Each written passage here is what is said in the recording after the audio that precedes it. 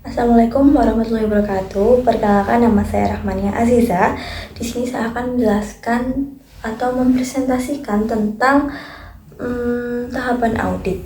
Jadi sebelum itu, audit merupakan suatu proses yang dilakukan oleh auditor untuk mengumpulkan dan mengevaluasi bukti secara objektif guna menentukan apakah informasi keuangan atau operasional suatu entitas telah disesuaikan dengan kriteria yang berlaku, seperti standar akuntansi keuangan atau peraturan yang telah ditetapkan. Dalam pelaksanaannya, audit tidak dilakukan secara sembarangan, melainkan melalui beberapa tahapan yang saling berkaitan. Tahapan ini dirancang agar auditor dapat bekerja secara efektif, efisien, dan menghasilkan kesimpulan yang dapat dipercaya oleh publik. Di dalam tahapan audit ada 4 fase. Yang pertama itu fase 1, yaitu rencana dan merancang pendekatan audit. Nah, di fase pertama ini ada 8 prosedur, yaitu yang pertama, terima klien dan lakukan perencanaan audit awal. Nah, pada tahap ini auditor terlebih dahulu menilai apakah calon klien layak untuk diauditor atau tidak. Penilaian ini meliputi identitas perusahaan, reputasi perusahaan, lalu integritas manajemen, serta kemungkinan adanya resiko hukum atau kecurangan. Auditor juga mempertimbangkan independensi untuk melakukan audit tersebut.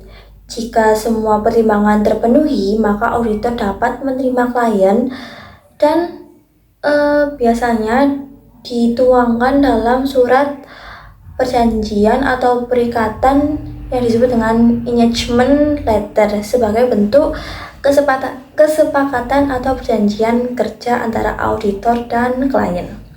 Nah, lalu yang prosedur yang kedua atau tahapan yang kedua itu memahami bisnis dan industri klien. Auditor melakukan analisis tentang informasi perusahaan yang akan diaudit, yaitu kayak termasuk modal usaha, sumber pendapatan perusahaan tersebut, lalu proses operasional, serta kondisi perusahaan tersebut.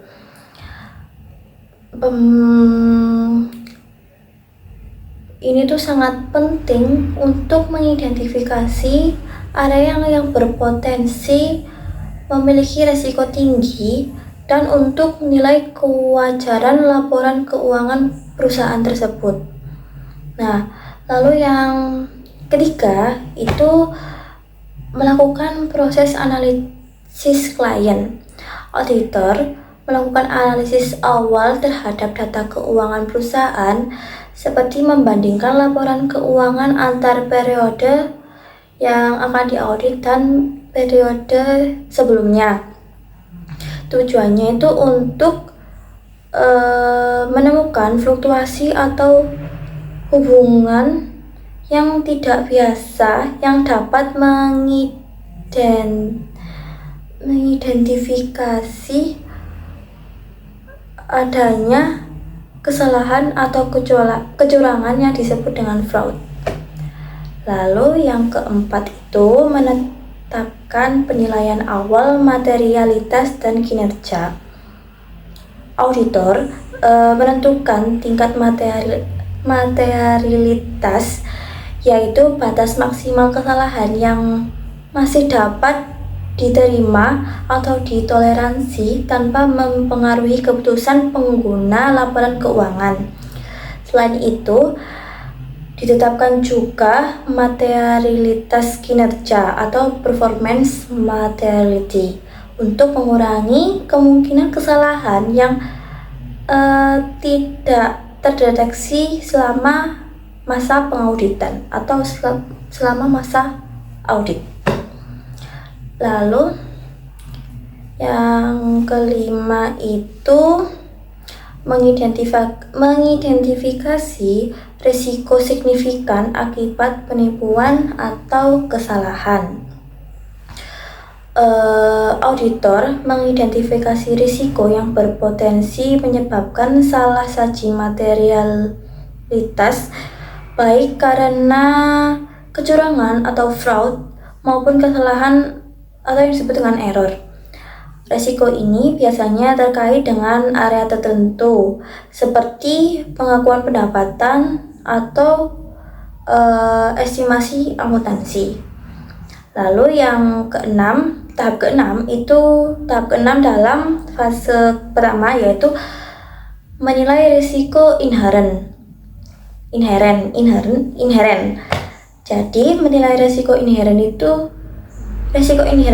sendiri itu adalah risiko yang melekat pada suatu akun atau transaksi sebelum mempertimbangkan pengendalian internal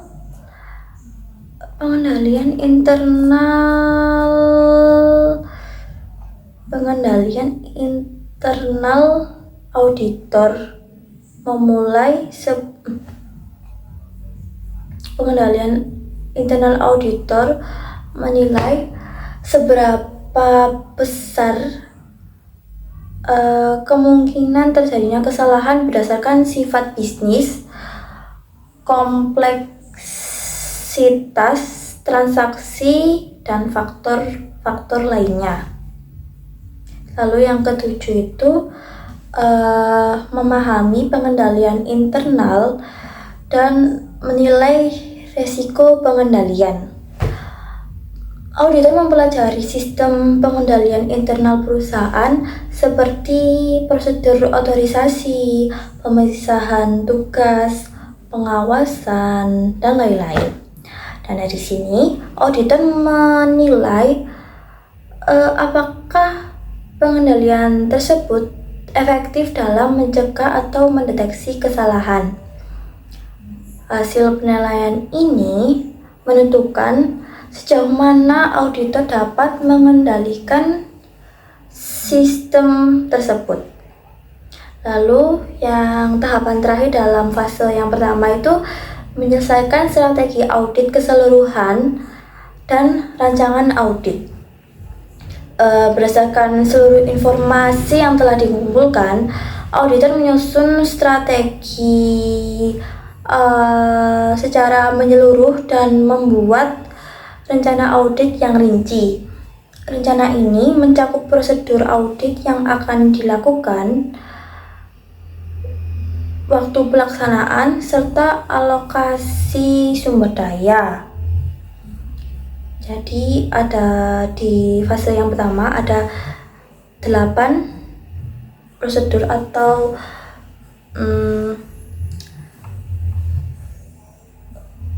8 prosedur dalam fase yang pertama. Selanjutnya kita lanjut ke fase yang kedua, yaitu melakukan pengujian pengendalian dan pengujian substantif atas transaksi. Nah, yang pertama dalam fase kedua ini dari yang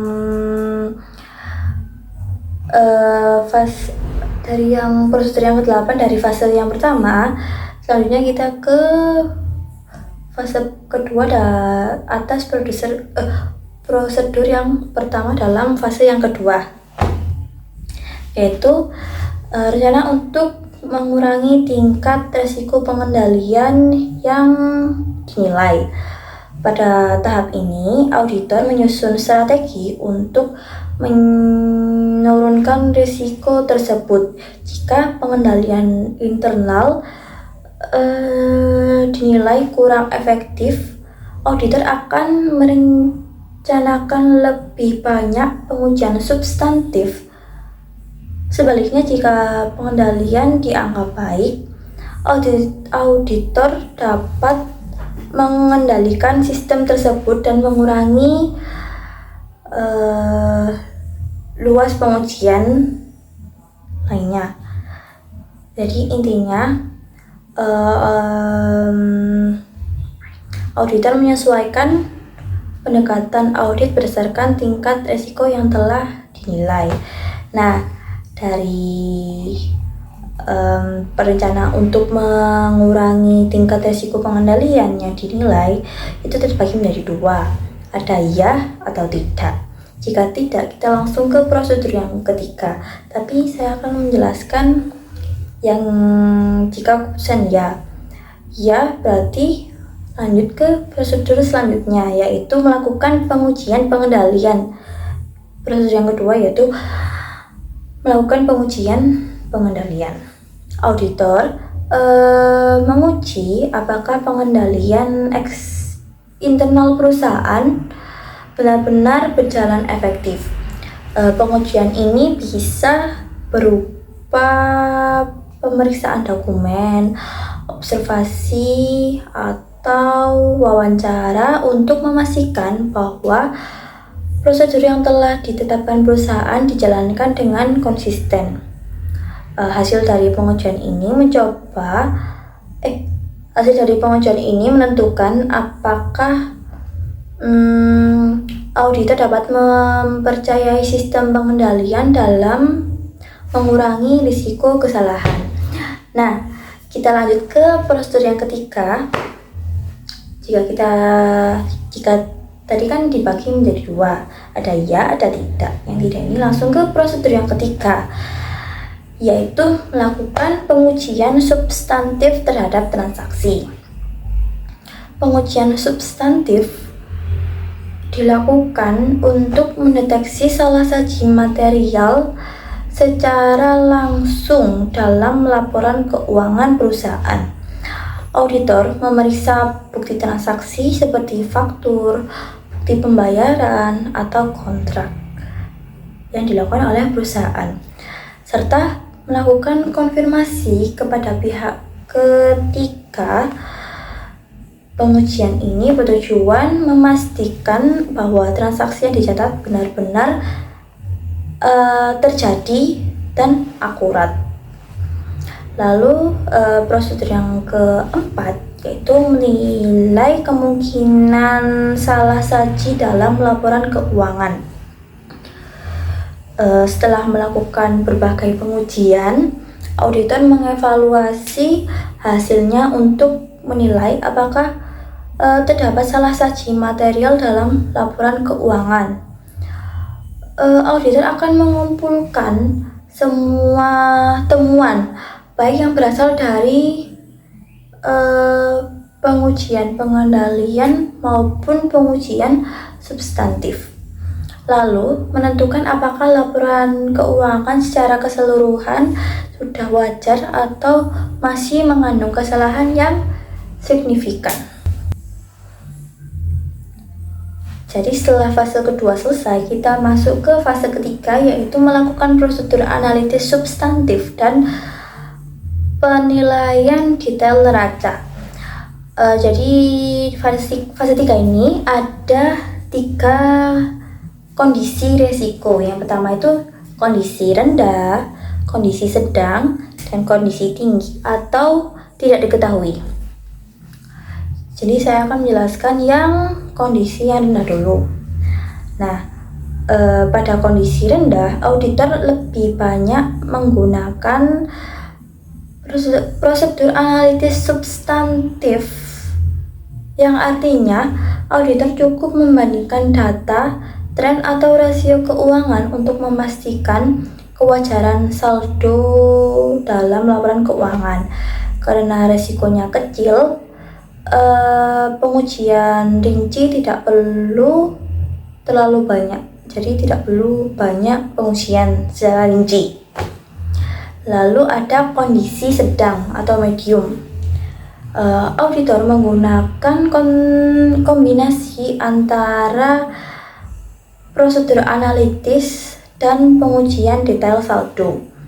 Jadi tidak hanya analitis, tetapi juga mulai melakukan pemeriksaan langsung terhadap beberapa transaksi atau saldo untuk memastikan keakuratannya. Nah, lalu ada resiko yang tinggi atau tidak diketahui. Nah, dalam resiko ini auditor harus melakukan lebih banyak pengujian detail saldo. Artinya auditor itu akan memeriksa bukti secara langsung dan lebih mendalam saat memeriksa bukti transaksi tersebut, seperti konfirmasi ke pihak ketiga, pemeriksaan dokumen, dan rekonsiliasi bank. Prosedur analitis saja tidak cukup karena kemungkinan salah saji lebih besar. Lalu setelah fase ketiga, kita masuk ke fase yang keempat, yaitu menyelesaikan audit dan menerbitkan laporan audit. Nah, di fase keempat ini yang pertama dilakukan itu melakukan pengujian tambahan untuk presentasi dan pengungkapan. Auditor memastikan bahwa laporan keuangan tidak hanya besar secara angka, tetapi juga sudah disajikan dan diungkapkan sesuai standar akuntansi. Ini mencangkup pengecekan apakah informasi penting sudah diungkapkan dengan jelas, seperti kebijakan akuntansi, komitmen kontingensi, dan transaksi dengan pihak terkait. Tujuannya agar laporan keuangan tidak menyesatkan pengguna. Lalu prosedur yang kedua yaitu mengumpulkan bukti akhir. Auditor melengkapi seluruh bukti yang masih kurang, termasuk melakukan prosedur akhir seperti review peristiwa setelah tanggal neraca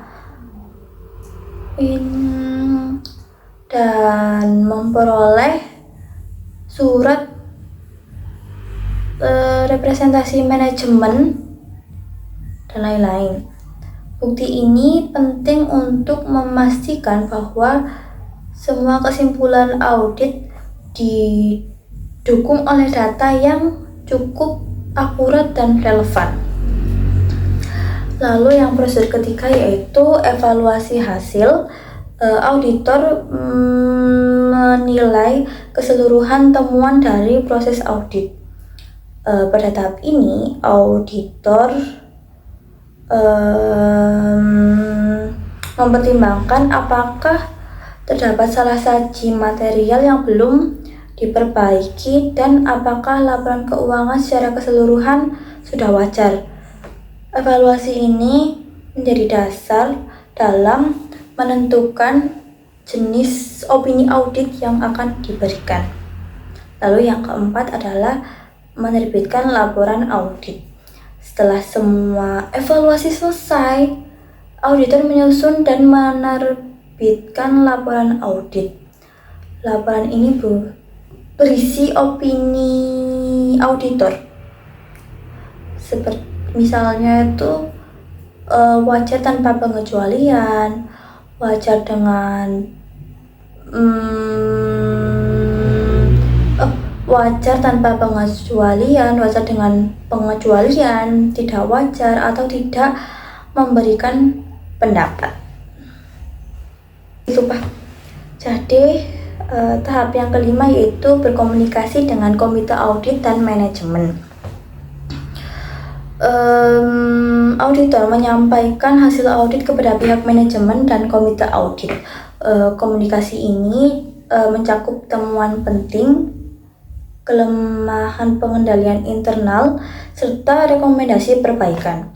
Tujuannya adalah untuk memberikan nilai tambahan bagi perusahaan, tidak sekedar hanya